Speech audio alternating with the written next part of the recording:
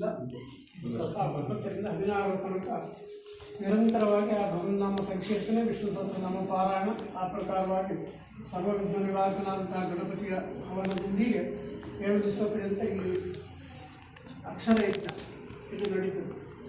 ಹಾಗೆ ನಡೆಯಲಿಕ್ಕಿರುವಂತಹ ಸಂಸ್ಥೆ ಎಲ್ಲರೂ ಕೂಡ ಭಾಗಿಗಳಾಗಿ ತನುಮನ ಧನಗಳಿಂದ ಈ ಕಾರ್ಯಕ್ರಮದಲ್ಲಿ ಸಹಕರಿಸಿ ಆ ಭಗವನ್ನಾಮ ಸಂಕೀರ್ತನೆಯಲ್ಲಿ ಪಾಲ್ಗೊಳ್ಳುವಾಗಿ ಈ ಆಮಂತ್ರಣ ಪತ್ರಿಕೆಯನ್ನು ಕೊಂಡೋದ ಪ್ರತಿಯೊಂದು ಮನೆಯಲ್ಲಿಯೂ ಕೂಡ ಒಳ್ಳೆಯ ರೀತಿಯಲ್ಲಿ ಅವರು ಇದಕ್ಕೆ ಸ್ಪಂದನೆಯನ್ನು ನೀಡಿ ಈಗ ತಾನು ಹೇಳಿದ ಹಾಗೆ ತನುಮನ ಧನಗಳಿಂದ ಸಹಕರಿಸಿ ನೂರಾರು ಸಂಖ್ಯೆಯಲ್ಲಿ ಈ ಸಂಕೀರ್ತನೆಯಲ್ಲಿ ಪಾಲ್ಗೊಳ್ಳಬೇಕು, ಈ ಜಪಯಜ್ಞದಲ್ಲಿ ಪಾಲ್ಗೊಳ್ಳಬೇಕು.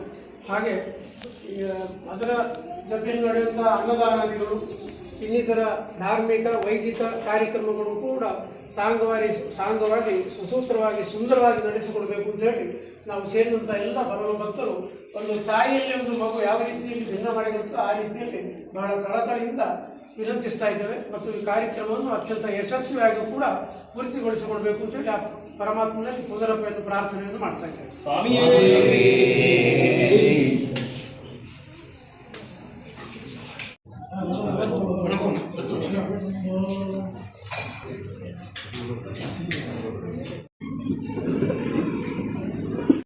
ಭಾಗವತ ಸಮಿತಿಯ ಸಂಚಾಲಕರಾದ ಹರೀಶ್ ಜ್ಞಾನಪಾಡಿಗಳು ಅಧ್ಯಕ್ಷ ಸ್ಥಾನ ವಹಿಸ್ತಾರೆ.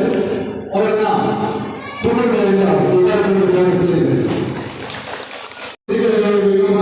ಶ್ರೀ ಭಾಗವತ ಇನ್ನೊಬ್ಬರು ನಾರಾಯಣ ಅವರನ್ನು ನಾವು ಸ್ವಾಗತಿಸಿದ್ದೇವೆ. ನಮ್ಮ ಭಾಗವತ ಸಮಿತಿಯ ಸಾಹಿತ್ಯಿಕ ಕೃಷ್ಣಮಣಿ, ಅದೇ ರೀತಿ ಈ ಕಾರ್ಯಕ್ರಮದ ನಮ್ಮ ಭಾಗವತ ಸಪ್ತಾಹ ಕಾರ್ಯಕ್ರಮದ ಆಮಂತ್ರಣ ಪತ್ರಿಕಾ ಬಿಡುಗಡೆಯ ವೇದಿಕೆಯಲ್ಲಿರುವ ಎಲ್ಲ ವ್ಯಕ್ತಿಗಳೇ ಅದೇ ರೀತಿ ಗೊತ್ತಿರುತ್ತಾರೆ. ಮೊದಲಿರುವ ಸಮಾನುಭವ ಅದರಲ್ಲಿ ಈ ಕಾರ್ಯಕ್ರಮದ ಆಮಂತ್ರಣ ಪತ್ರಿಕೆಯನ್ನು ಬಿಡುಗಡೆ ಮಾಡಿ ನಮಗೆ ಸಲ್ಲಿಸಿದಲ್ಲಿ ವಿಷಯದ ಐಕ್ಯತೆ ಕೇಳಿಬಿಟ್ಟರು.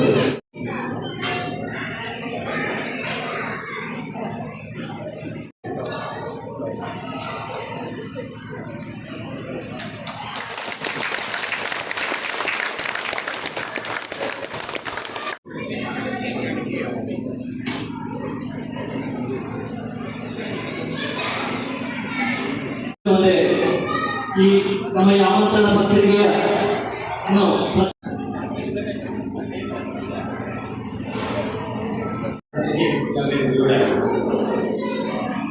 ಆಮಂತ್ರಣ ಪತ್ರಿಕೆ ಮಾತ್ರ ಬಿಡುಗಡೆ ಮಾಡುವಂತಹ ಕೆಲಸ ಭಾಷಾಂತರ ಕೂಡ ಈ ನನಗೆ ಒಂದೇನು ಮಾತು ನನಗೆ ನಿರ್ದೇಶನ ಮಾತ್ರ ಹೇಳಿ ಭಾಗವತ ಸಪ್ತಾಹ ಆಚರಿಸಬೇಕಾಗಿರುವಂತಹ ಸಮಿತಿಯನ್ನು ನಡೆಸಿದರು. ಅದರ ಪ್ರಧಾನ ಕಾರ್ಯದರ್ಶಿಯಾಗಿ ನನ್ನನ್ನು ಆಯ್ಕೆ ಕೂಡ ಮಾಡಿದ್ದೇನೆ. ಇವತ್ತು ಆ ಭಾಗವತ ಸಪ್ತಾಹದ ನಾಮಕರಣ ಪತ್ರಿಕೆಯ ಬಿಡುಗಡೆಯನ್ನು ಕೂಡ ಹಿರಿಯರ ಕೈಯಿಂದ ದೇವರ ಮುಂಭಾಗದಲ್ಲಿಟ್ಟು ಪೂಜೆ ಮಾಡಿದ ಬಳಿಕ ಹಿರಿಯರ ಕೈಯಿಂದ ಬಿಡುಗಡೆ ಆಗಿದೆ.